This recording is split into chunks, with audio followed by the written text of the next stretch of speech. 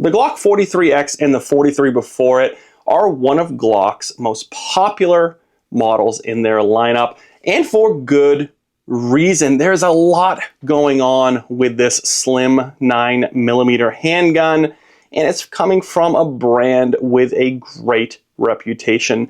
But to understand if the 43X still holds a crown in the market for this type of handgun for concealed carry purposes is to understand a little bit of history about what brought about this particular handgun and the fact that Glock was actually a little bit late to the game. So like I mentioned, Glock 43X.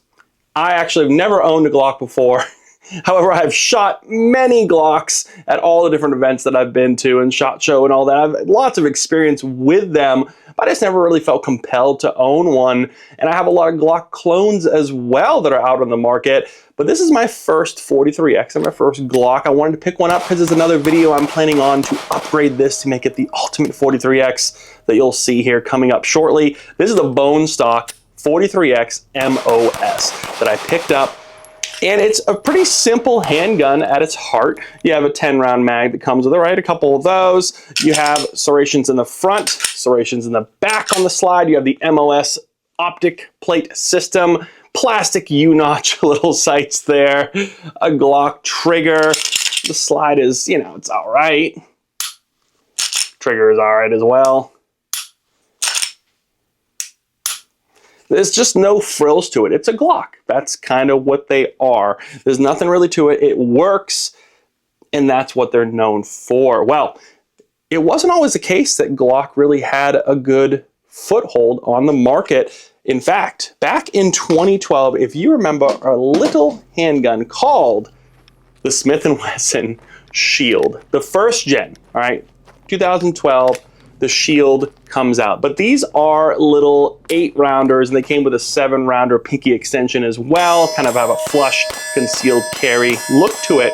Well, this is the Shield Gen 1, has a terrible slide in terms of weight pull. It was actually very hard to pull back, kind of a little nub up front for serration, but nothing too crazy. I remember first getting this, and it was definitely one of the harder slides to pull back of any of my handguns, so it's not great for smaller hands or weaker hands.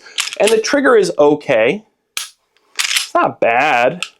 In fact, at the time, this is one of the premier options for a slim 9mm, and there was a couple companies before it that came out, but this is one of the main streamlined ones that came out where all of a sudden it was everywhere that the mainstream was concealed carry is a slim 9, 7, 8 round magazine, right? That was kind of it. There wasn't the 10 round as you see with the SIG P365. Well, this little guy in 2012 came out, and there was a wait list for a lot of the local shops. If you remember, I remember that time, it took till 2012, 2013, 2014 maybe to get off of that backlog in the wait list that came with this new design of handgun, or new to a lot of people in the mainstream. And the Shield has been great. All right, it's a fantastic handgun. At the time, people were doing the Glock 26, which is a more of a subcompact, whereas this is a slim 9, much thinner than what the Glock 26 could hold for this type of handgun. So it was designed for concealed carry, and you had the Glock 19, which is a little bit bigger and a little bit thicker than this, but had that 15-round capacity. Well, that didn't last long because Glock had to catch up, and other brands caught up too. Walther and all of them had the same type of mindset. Ruger even came out with some janky American line ones, and all the companies were racing to kind of mimic and copy the Shield. Well, 2014 rolls around. It's been a couple of years since the Shield has been out, and not the Glock 43. Oh, no, no, no. The Glock 42 comes out. It's a 380 that is pretty much the exact same size as the 43. It's a 380, and everyone was like, why would you do that first? I think Glock was just kind of testing. They've never done something that thin or small before, and they were kind of seeing, well, let's start with 380, and then we'll beef it up to 9mm. Well, that 42 comes out, and now you have a Glock that is thin, it's slim, it's sexy, right? And designed for concealed carry. Obviously not MOS at the time, but that was the 42. And then comes a 43 months later, and then everyone gets a little more excited because it is 9mm. But here's the kicker. That initial Glock 43 was not the 10 rounders we know today. No, they had 7 rounders. So it was something that's competing directly with the Shield. And now you have something that is the exact same size as the Shield. same round count. And now that's the direct competitor with this. And like I mentioned, there's other brands out there that are competing with the initial Shield when it came out, but they all kind of had the same exact mindset of 7 or 8 rounds for a magazine. So what comes out in 2018, few years after the 43 comes out, and there's a bunch of other brands again competing with that kind of slim 9. Well, SIG reinvents the magazine. So SIG comes out with a magazine, now this of course is the Glock 43X, with a magazine with 10 rounds in it, which they basically just redesigned the design of the magazine to make it fit the 10 rounds and beef it up. And in the case of the Shield Plus, which we'll talk about in a second, they kind of bulged out the grip a little bit. So Glock, of course, now chasing to capture the fire that SIG P365 released with that magazine. I remember going to that SHOT Show, and it was a big deal when that magazine came out, and now everyone has kind of chased that magazine to kind of beef up their line from 7 rounds to 10 and 12 rounds. So a year later after SIG releases this P365, or about a year later or so, you get the 43X, not the MOS version. MOS comes years later with all the Glock lineup, right? But you get an iron sight based kind of basic 43X that comes with these new 10 round magazines. And that's great, because now you're competing with the SIG, and now other companies are now racing to compete with that. And what's funny is it took a couple more years. I think 2021 is when we started seeing the Shield Plus. Now the Shield Plus is a little bit beefier in the grip, but other than that, I mean, you're looking at the exact same footprint as the original Shield. All right, I'll put them side by side. Show you guys, they are pretty much all trying to match each other, right? So the Shield hasn't really changed much over the years. This one wasn't an optics ready at all, but it's thicker in the grip, which is fascinating because now you have something where they are now trying to catch up to Glock coming out. So Glock was catching up to SIG the whole time, and now Glock is winning the race with the SIG.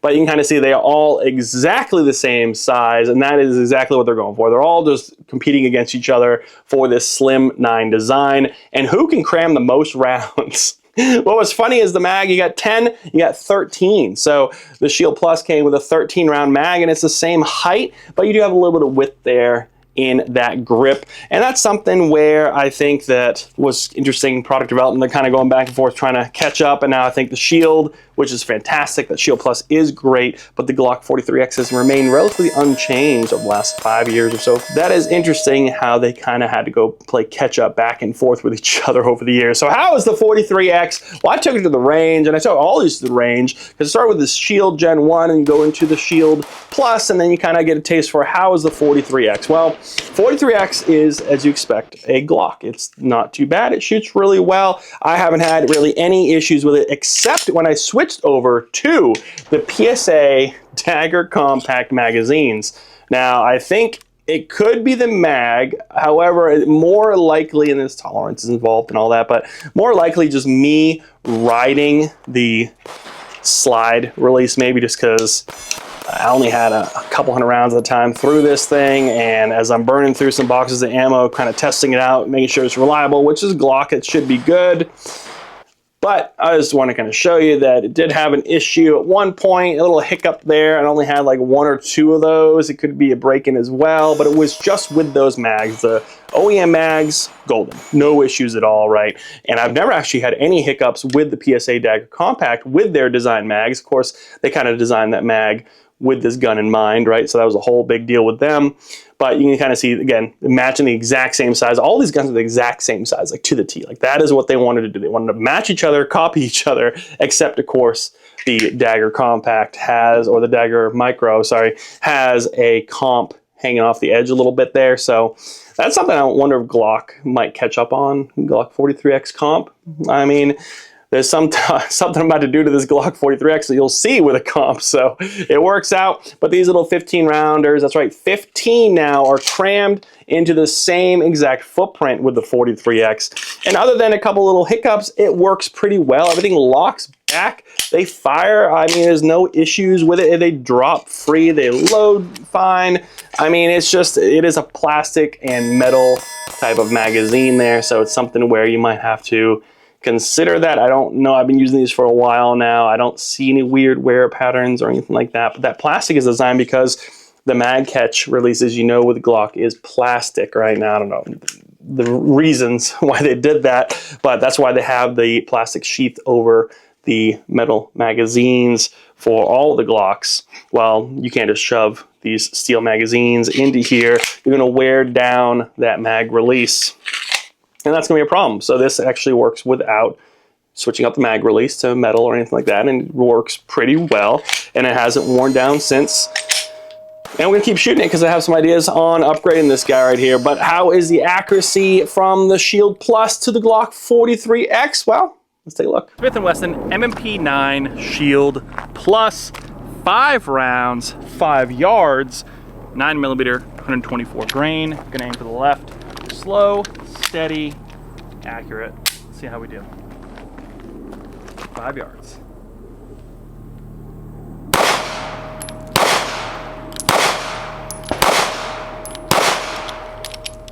Glock 43X, 9mm, 5 yards, 5 rounds, 9mm, 124 grain.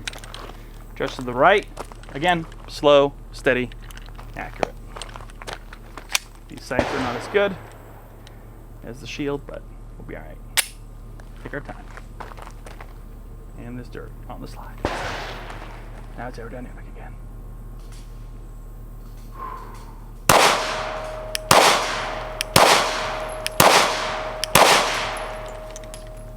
Alright. Take a look. Normally with these comparisons, we're just looking for the data points, and we usually have a clear winner. But I'll tell you right now, this this might not be as clear in the past. 1, 2, 3, 4, 5. 1, 2, 3, 4, 5. They are very similar without that one throw. This might be a little bit tighter here, but this is way tighter for these 3 rounds here. So Shield Plus, Glock 43X, there you have it. I like a good history lesson. I like a good story, and the story of Slim 9s is one of the more recent stories in the last 15 years or so of firearm development on something where they found that more concealed carrying is happening, and they wanted something that wasn't really a tiny pocket 380, but something that wasn't as big as like a Glock 19 footprint. And now you got 43, 43X, the Shield, all these types of handguns that are these Slim 9 type of style where they pretty much all look the same. They all have the same size, very similar weights, and now they all have very similar mag capacity depending on what you want to do. Thank you so much for watching, guys. Train hard because you never know what's coming, and 2025 is an absolutely insane year so far. Take care of the ones you love. Those are the ones that matter. Hug your kids, hug your family, hug your dog extra tonight. We'll see you guys in the next review.